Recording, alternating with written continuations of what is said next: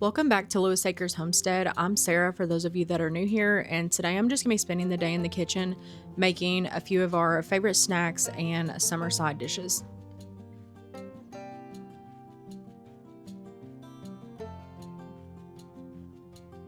I'm going to start out by making some cottage cheese.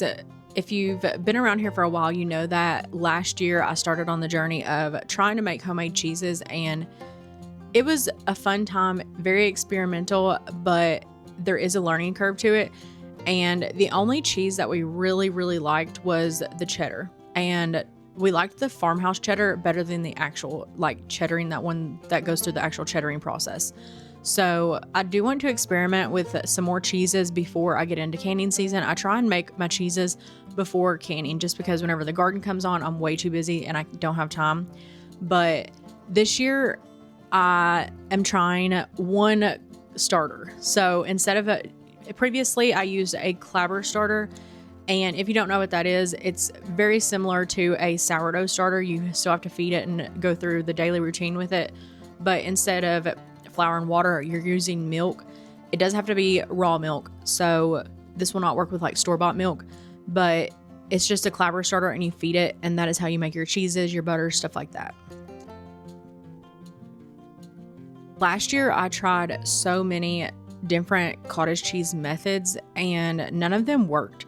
They did not taste anything even close to store-bought, and I even bought several different cottage cheese brands from the grocery store, and none of them tasted like how I wanted them to taste. They just had an off taste. It wasn't correct. You know what I'm talking about? Like if you taste something, it's just off. So I did buy a starter culture, and it really did not come with any instructions, so I was having to just kind of make this up as I went. So I only worked with half a gallon of milk. I didn't want to waste a bunch of milk if I didn't end up liking this recipe, but also it's very hard to work with such small quantities of milk, and that's why most books will say that you just can't even do correct at-home cheese making, just because almost all the recipes that are in cheese making books are for very large quantities. Like one of the books that I have calls for 8 gallons of milk. That is an insane amount of milk. And with one dairy cow, which we calf share because we do not need that much milk. So at most we would get like 2, possibly 4 gallons a day if we pulled the calf, but we're calf sharing. So we usually get about 1.5 gallons to 2 gallons a day. And that's plenty for us. So I didn't want to waste a bunch. So I did just use half a gallon, and trying to get the culture and the rennet down to like 1/16 of a teaspoon was pretty hard to do, but also keeping the temperature down on such a low quantity of milk was very hard. So you never want your milk to get very hot, and I was struggling with that. So if I get this cottage cheese thing figured out, then I will eventually share the recipe and share my method.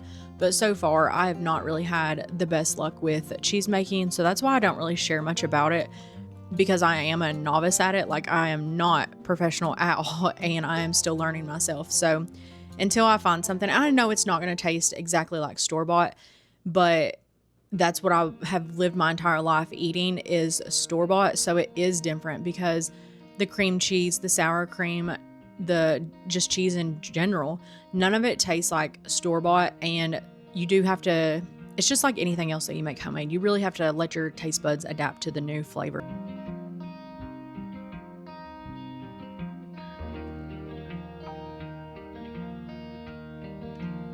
Since it is summer, we are in peak egg production right now. So we are getting tons of eggs every single day.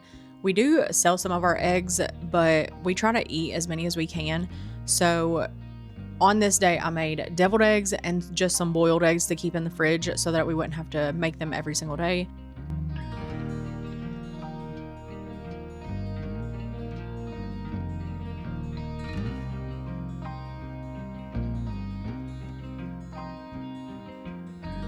The past probably year or so, we've really been trying to cut down on the processed, like prepackaged snacks that we buy from the grocery store. And one of Ben's favorites used to be Nature Valley granola bars, the green ones they come in a green pack and they're super crunchy and hard. So one of the simple things that you can make is just granola, and you can make it in a bar form, but I make it crumbled up just because we honestly like to eat it as a cereal, but then also on top of yogurt. So he eats it just plain too, but it's so simple. I'm making a double batch today, but usually I just do 2 cups of oats for a single batch. I'll do 2 cups of oats, a quarter cup of coconut oil, a third a cup of honey, 2 teaspoons of cinnamon, and then salt, because the salt brings out some good flavor. And do some chopped nuts. Usually I do 1 cup of some kind of chopped nuts. These are pecans that I needed to use up. I also normally will add probably about a teaspoon or so of vanilla. I never really measure, but granola is so simple, and it's one of those things that you can customize to whatever dietary needs that you have, and you can add whatever you want. So I know a lot of people that have like little kids, they don't like to add any of the nuts in it, but it is so simple. You just put it on a baking sheet, and then I bake mine at 300 for about 25 minutes, and you can flip it in between. Usually if you spread it thin, you don't have to, but if you put it on one baking sheet and bunch it up, then you will have to flip it in between just so it gets crispy.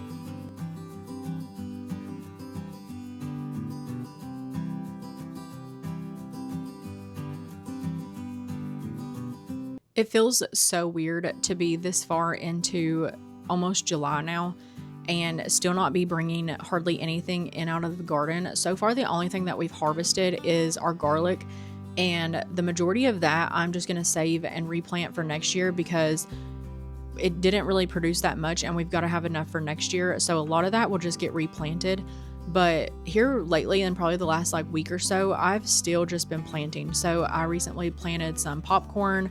I still need to plant our late green beans, and then I planted our late corn, and I just now started some cucumber seeds again because I had started several times this year, and every time I go to plant them, they die. I've even direct sowed them and they died this year. So we ended up going to a greenhouse and just buying some. I don't know if they were labeled wrong or if I bought them wrong, but they are not pickling cucumbers at all. I did start a lot of national pickling cucumber seeds. I think I planted 24 and it was 100% germination rate. So all of them are up so far. And right now they're probably about an inch tall. Soon I will transplant those and we should get tons of pickles. But a lot of my canning videos and stuff, I know a lot of you guys really enjoy those. Those will be coming out later this fall whenever we get some stuff out of the garden, because I've harvested maybe 2 or 3 tomatoes, but this year we are really struggling with the predators. We've never really struggled with groundhogs. They ate a lot of our bean plants. Just ate them off at the ground. Rabbits and birds have been taking over my tomato plants. I have been working on keeping them tied up, the garden weeded. I've done more work in my garden this year than I ever have before, and they are just beating me to it every single time. Like every time that I start to get a red tomato, they eat it before I can even get to it. So I have started picking a few extra early, and which you're supposed to pick them when they're pink. I didn't know that until just the other day I learned that. So I am picking them a little bit earlier than I normally do, because typically I left them all on the vine until they were very, very bright red and just ready to be ate right then. And I learned that you're supposed to pick them a little bit earlier than that. So I'm going to start doing that and just trying to show in the garden more, be more loud and stuff, just to try and keep everything away. But I know it happens at night usually. But all that to say, we are having a very late garden season. Typically we're already well into harvesting and canning, but I'm just going to have to plant a lot of fall crops. Same with like broccoli and cabbage. I did start some cabbage plants the other day. It's still a little bit early on broccoli, but as soon as we start getting stuff out of the garden, I will start sharing that. But I hope your guys' gardens are doing great and that you have a good harvest out of your gardens this year.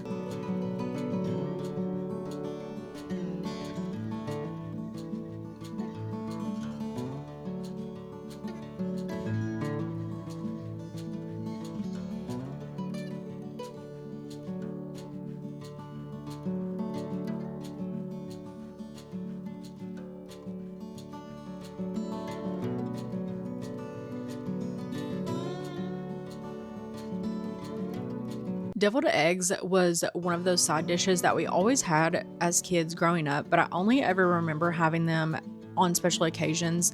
So it was always usually at holiday dinners like Easter, Thanksgiving, and Christmas.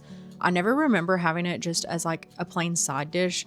So sometimes it does feel weird to be having it, and I feel like it's a special occasion almost every single time I make deviled eggs. But we love having it as a side dish, and we'll usually eat them for like a couple days, usually not more than like 3 days, just because I feel weird about eating eggs like that.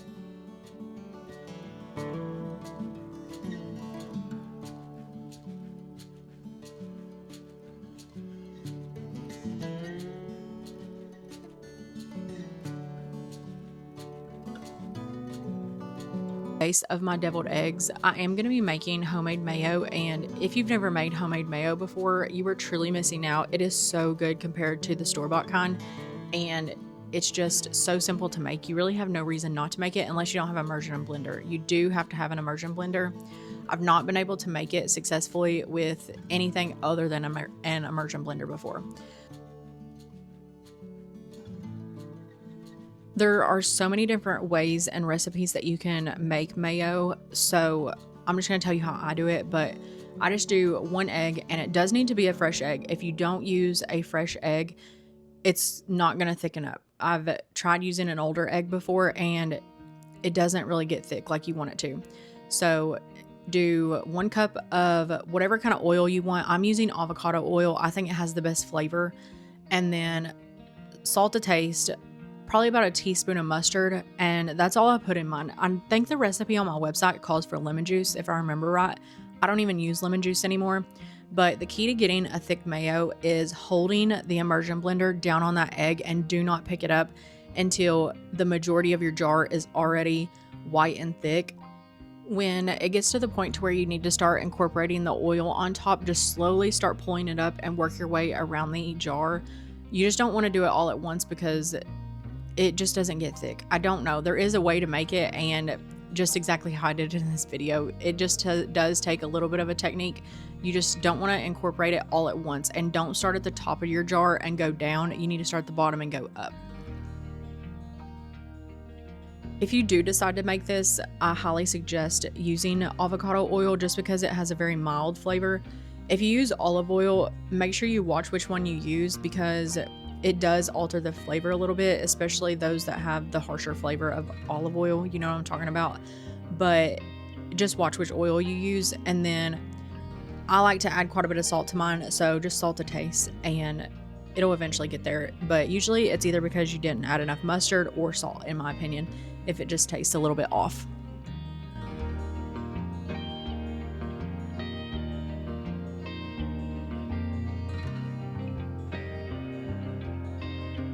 Comes to deviled eggs, I feel like there are 2 different groups of people. I feel like you either like really plain deviled eggs or you like all the ingredients in your deviled eggs, and I feel like we fall somewhere in between. Some people would say this is a lot, but we only put mustard, salt, mayo, chopped dill pickle, and then chopped red onion in ours.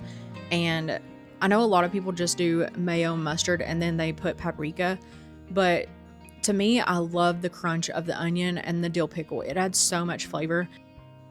I know a lot of people don't like dill pickles though, so if you don't, then another alternative that is really good, and sometimes I'll do, is use bread and butter pickles. So in my egg salad, I actually use bread and butter pickles. It adds a little bit of a sweet flavor to it, but if you don't like dill pickles, that's another alternative that is still really good.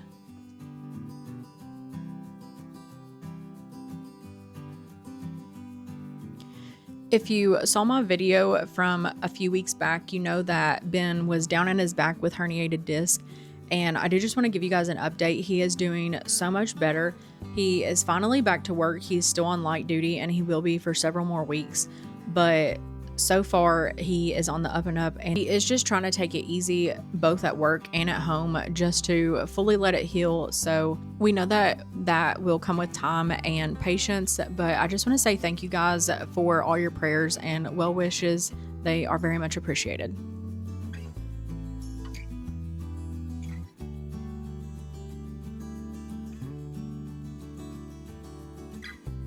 After letting this cottage cheese sit in culture for, and it was 2 hours that I let it culture, and then after I sliced it and then you warmed it back up to temp for an hour, It was very hard to work with just because it's such a small amount of cheese and you really cannot get your knife in there to cut it how it needs to be cut and to make the slices so that you can cut it into the curds that you need.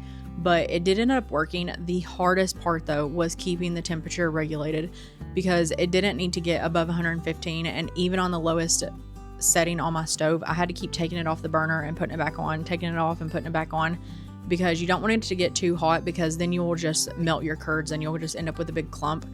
And after draining my curds, I let them drain for too long. The recipe said for an hour, and next time I will not let it drain that long. I'll probably do 30 minutes because it took all the way out of my curds and they were almost rubbery texture. So I will try it again, but I put it in some heavy cream and salt and let it set in the fridge. I still have not tried it yet. I need to try it, but I'll keep you guys updated on the cottage cheese. And if it's good, like I said, I'll share the recipe eventually. But if not, then you just won't ever see the recipe.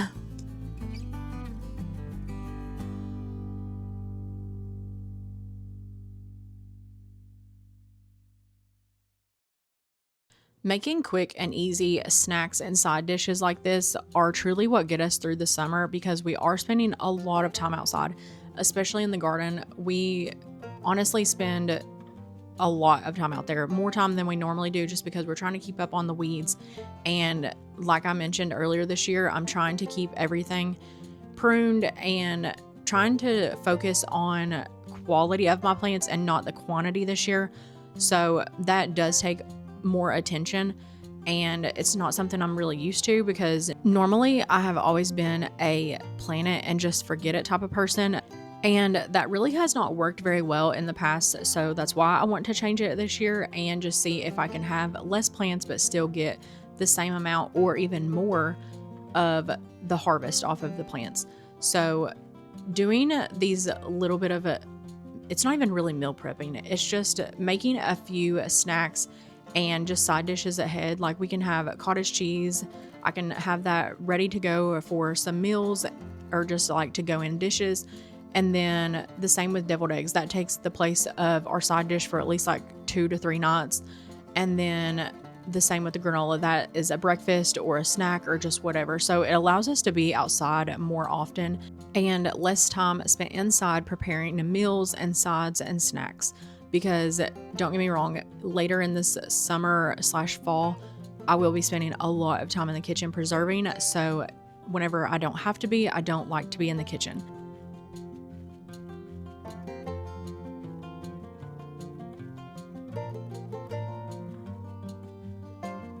But that is going to be it for this video. So thank you guys for watching, and I hope you guys will like and subscribe. And I did just want to say thank you. I didn't even know this was a thing until my mom told me about it because I guess she does it for me. But I guess you can hype videos on YouTube and it's at the bottom. She said it was at the bottom and there's a button that you click. And apparently you guys had hyped my video and it was on like a hype leaderboard.